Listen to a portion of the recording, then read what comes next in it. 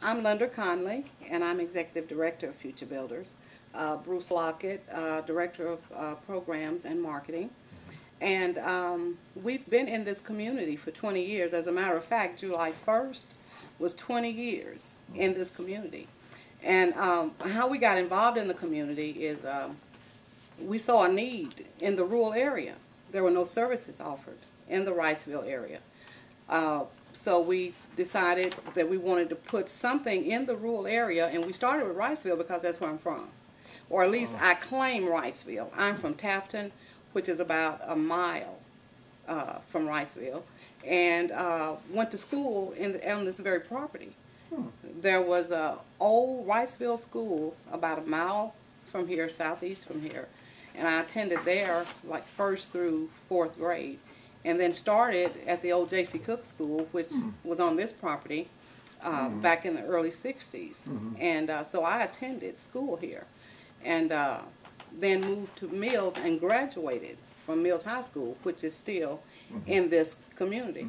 So Southeast, from Sweet Home to Hensley, was very familiar with the whole community and the needs in the community. And being a resident of the community for so very, very long, we saw the need that there needed to be some type of service here. Tutoring for kids, career development opportunities for adults, drug and alcohol substance abuse, counseling for adults. So minimal services offered came in the community to offer those services. We started in 1990. We received our Arkansas charter in February, and then our 501c3 in July of that same year, 1990. So I guess my connection would be a resident of this community. Grew up in the community and attended schools in the Pulaski County District. You yet live here, or you live? Now I live in Little Rock now. Got married, moved, but was still active in the community because I have family here. And also attended church in this community. One of the partnerships you had with schools, I remember they were doing some years ago what some schools are trying to do now, and that is you had a relationship with, I guess, the counselors, so that kids in this area that needed additional work, they would actually help you identify those kids and hook you up with parents, and help you even identify what special support the kid needed. Absolutely. Yeah. You know, from the day we opened in 1990, we anticipated we'd have a few kids because we passed out flyers at a Wrightsville Day community, Wrightsville Day. But we had 50 kids when we opened our doors. And the school district was instrumental in working with the teachers, working with us rather, and they would identify those students that needed the extra help That lived in this community, and they would give us work to actually work with the kids so that we could improve their grade levels. So, and the teachers would come out, and they would about twice a month come out and work with the kids. So it was a wonderful program, and we had, like I said, about 50 kids within, you know, a day or two of our opening our doors, and we were in an annex building of the BB Chapel Church. Just quickly outgrew that space and moved into this building because before long we had over 100 kids. And we were, at that time, we were 1st through 8th grade. And then we had to narrow it a little bit because we were really overwhelmed with kids. So we started from 1st through 6th grade. Were they able to keep track of any of the, I guess, whether or not the kids were more successful or at least successful as a result of the engagement with the school? Absolutely. We talked with the counselors every 9 weeks, and they would give us the report as to how those kids in our tutorial program were doing, and they improved their reading level 50% when they were in this program.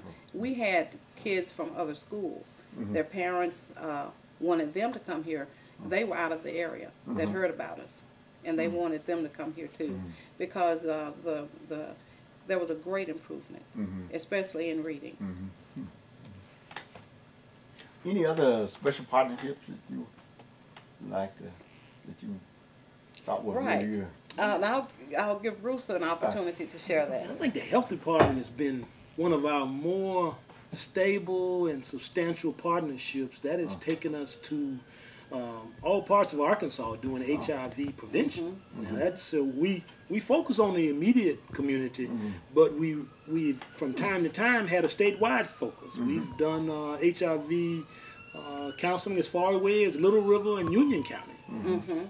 We've done TANF pieces for Jefferson County. We're currently doing Lone Oak, Faulkner, and Pulaski County with our tobacco cessation program. Right. So we've expanded where we started here in Wrightsville providing services.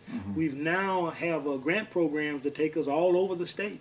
And partners like the UAPB Miss Argo program that funds our tobacco cessation program, and the Minority Health gives us funding to do counseling, HIV counseling and testing in all of Pulaski County. Right. And these have been very substantial partners that have really taken our skills to a new level. You know, really it has. And I think for the last...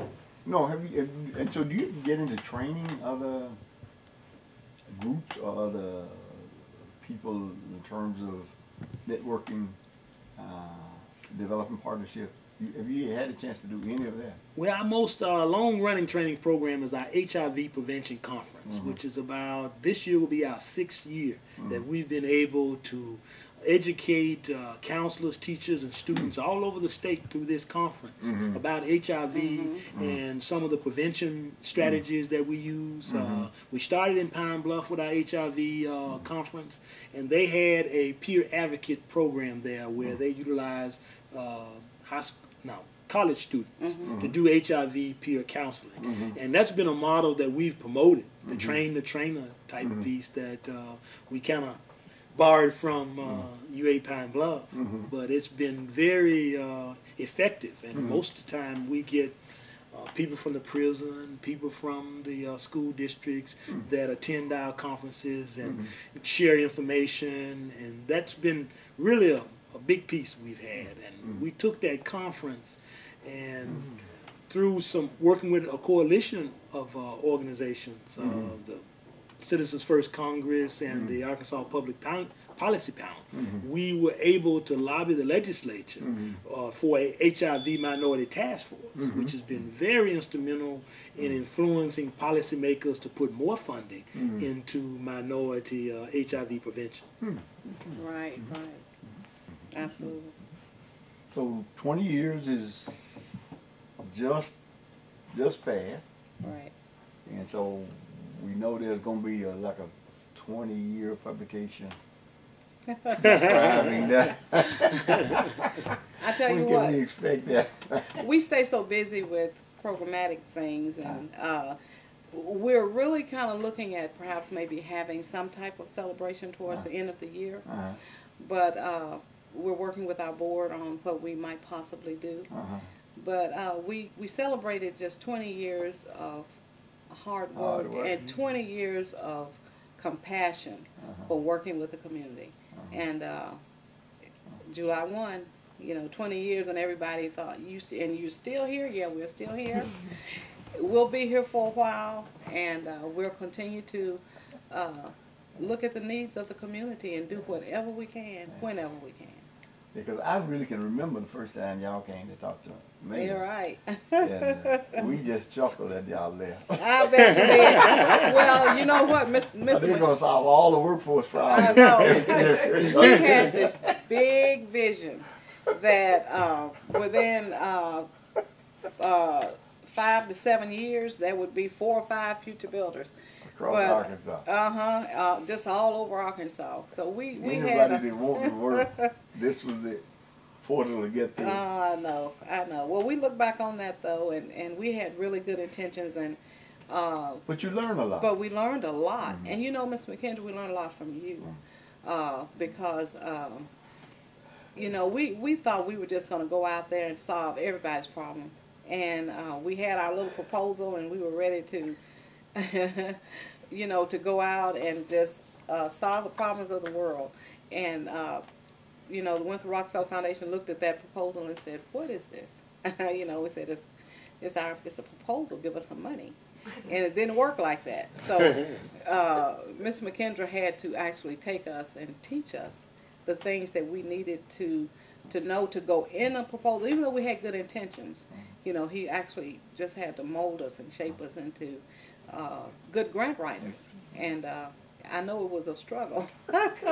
It took a while. But, you know, 20 years later, we've written some pretty impressive grants, thanks to you and your teaching. And so if you think in terms of what you learned in terms of working with Placer County School District, in terms of working with parents and children and administration of school, what you learned in working with state agencies and how to intervene in the lives of folk where the state didn't have a history of using nonprofits to do that. So you were able to do that. You were able to go down that road very successfully, and you can identify a lot of real successes behind that.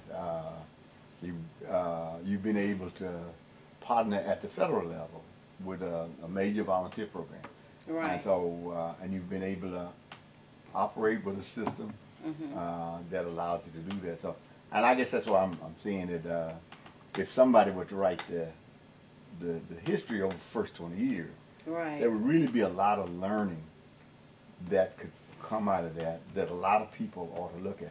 Because some people do the work, but like you said, you were trying to do evidence-based and reflective kind of thinking as you were doing the work. And so as a result, you were able to keep growing and keep producing in such a fashion. So that's us. So we still gonna hold out for the document so that somebody can learn that and not have to be sitting in your presence in order to get it. Because it's a great story, Right. and it's It is. worthy of being recorded. Right. It is. I'm gonna give y'all any last words. Well, I guess the last words would be, if anyone is looking forward to working in the community and doing community work, such as what we do here at Future Builders, we kind of tell them just do it. Just do it. You Right. know, Yeah. we kind of collected the people over the years, and the relationships kind of came. A lot of them are not by design. One pretty much leads to the other. The health department led to the minority health department. This would lead to the Miss Argo program. So a lot of things that we've done, there were a lot of people that we came in contact with that led us to other people that kind of helped us develop the programs. I mean, evidence-based isn't something we pulled out the air. CDC required that when we were doing HIV. So, I mean, that was one piece that if it worked in one setting, then it definitely would be something that we use in other settings. Right. So, I mean, we're no great geniuses, but a lot of things that when you look at a grant, some of the practices that are outlined in grant programming, we keep those practices and say, well, we don't have the grant anymore, but we still keep that financial accounting system or some of those other requirements because they're just good practices. Right. Okay. You know, when we first started, our name, Future Builders, implies that we're brick and mortar. And we've had people call needing their roof repaired or needing something done to their house. And we tell them, you know, well, we are future builders, but we don't use brick and mortar, we use human potential. And through the years, when you work with a nonprofit organization, you have to really have a passion for helping people. And we've had that passion for 20 years. It still stands firm. So we are future builders without the brick and mortar human potentials. And we still get calls. Got one yesterday, you know, someone wanting to know, what exactly do you do? You know, well, we do build futures.